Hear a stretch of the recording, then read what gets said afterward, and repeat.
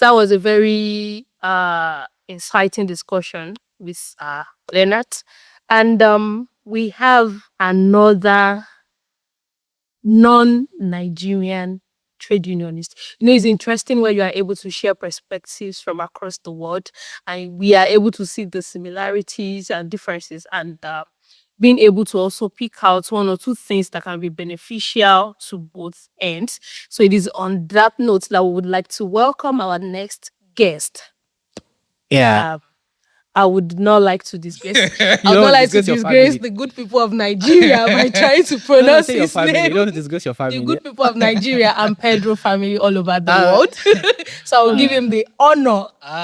Okay, no, I wish I'll pass the honor because my family also has a name. Yes. So, all right. So, as they say, workers of the world, unite. Unite. You have nothing to lose but your chance. So, we have with us here a trade unionist from Germany. Daron, it's nice to have you. Yeah, thank you for having me. Yeah, please, can you just introduce yourself? Introduce yourself. Yeah, my name is Darren Rother. I'm from Germany, Hamburg. I work for a hospital in the psychosomatic medical sector. And I'm also part of the union, the Verdi, which is called Verdi in German, Vereinte Dienstleistungsgewerkschaft, which means United Services Union. And within the union, I'm also part of the bargaining commission, which mediates between the employer and the workforce in our hospital. That means that I'm representing our workforce. I'm elected member of this commission. And we are right now in the bargaining process since 1 year or so, plus minus, to work for better conditions for the workers, for better wages, and for less working hours per week. Yeah. Okay, so I want to ask, what is the condition of working people in Germany? I think there are some huge advances over the years, over the decades, and still we see that there's, for example, in the wages, if you compare it to the inflation, not really any change, though the productivity itself went up really much, like by factors. And therefore, we're asking ourselves, where is the money and where's the ease on the workers? If, for example, let's say products like Excel can make stuff go easier and faster, the productivity goes up. Why can't we work less then, for example? So at the moment, at the bargaining commission where you are, what are the demands at the moment? What demands are the unions trying to get? Yeah, it's the kind of demands you are presently. You've talked about a number of challenges, a lot of money out there, but very little comes back to the workers. So what exactly are the demands of the workers? What demands have been presented to the employers, to the government, and how, because it's kind of very similar. Yes, so to the what Nigeria we're facing in India, a lot of money, but it never finds its way into the pockets of the workers. So how have the German workers been responding to this? Yes. So specifically, it means that we come from a 40-hour week, which was reduced over the last years, over the last decades, from beginning of the 20th century, from I think like 80 hours or something, which is like an improvement, obviously. But still, we ask ourselves, why did it stagnate somehow in the process, like in the last decades? And therefore, we are asking for 37 hours right now. Our employer says this is impossible. Like the world will go down the drain if we come any closer to you. And then, and eventually, when we said, well, it's impossible for us to work like this, and we will just stand outside of the company if you keep on saying that. Suddenly, they said, okay, let's talk about it on a table. Right.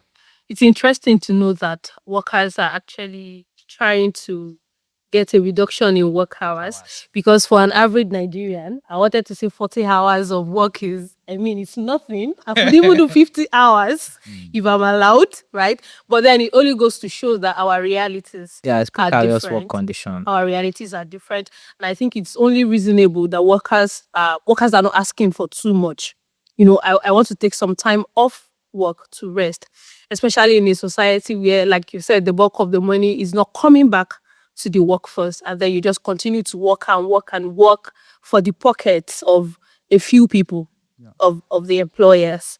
I think one very important aspect about this is to notice that by itself, nothing will change for the workers. Like, obviously the situation in Germany is much better, but why is that? Also because since 100 years and more, the union has been working for exactly that. It's not like capitalism itself will share its fruits with everyone. It's like we have to take it, otherwise there will be no improvement. Nothing. Yes. So aside the 37 work hours, what other specific demands is your union making on the employers? Yes. Also, we found out that for no real reason, different jobs get paid very differently within our workforce. And we tried to categorize it ourselves and said, okay, which work is worth how much, for example, and found out like basically we will unite, like we will make it evener. Obviously, because why would someone be paid so much more than the other person while they're having the same shifts and having the same context with patients? Maybe they have a year or so longer an apprenticeship or something, but still they're there with us every day. We're all sitting on the same tables, eating the same food in the end. And so we try to make everything more average, and the average, of course, higher than before. So this is our proposal for the employer to say, like, let's make it easier. We put it together for those type of groups, and so far the employer had no good argumentation against it. No, they never do. Right. So a final question for me. How many questions you want to ask? I've not even asked any. You have not started. A final question. A final question now. So I would like to know how you and the other people in your work sector, you work in the hospital, like you said, you're a psychologist. Here in Nigeria, when you work in the health sector, it seems as though you are the busiest person in the world. You actually are, because we are actually understaffed in the health sector in Nigeria. So I think there was a statistics that said it was like 1 doctor to 120 patients in Nigeria.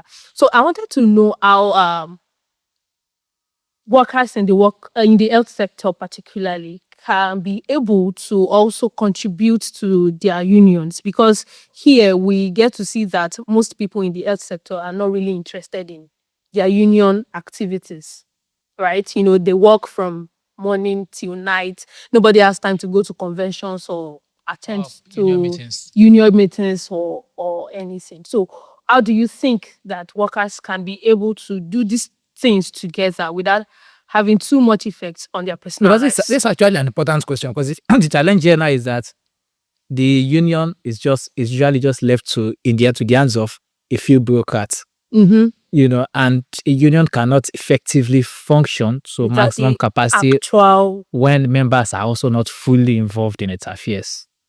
So, idea, what's being done in that? Do you think is your union that way, or you just want to have an overview? Some sort of comparison between what is happening, personal work and union activities. Yeah, so maybe put a perspective on the process. The union representatives were invited by us because we knew something was wrong, like we were unhappy, things worsened, and they started with asking us what exactly is the problem. So we had like a very individual approach to our problems there, and we were telling them, we need more money and we need less hours, of course, but also we ask ourselves, is there enough stuff, for example? That's what you also said. And I think we had to prioritize, because we are the first new union within this private company, and couldn't tackle all the problems all together. We would like other hospital and other unions to start it with having more workforce in one station, for example. But if we ask for everything at the same time, there will be no bad results. And if you're paying workers badly enough, they will have no time to say, okay, I want to be treated better also. That's part of the problem. So I think that's a very important thing, and that's what they did really greatly there, to ask us specifically, what do you need, what is your prioritization right now, and then you go from there. So I'm in the second biggest union in Germany. So we are the public services union, as I said, and we have 1.9 million members right now. In total, in Germany, the organization 1.9 million members. Yes, the total number is 6 millions over all different unions. We have 80 million, roughly 82 million people population right now.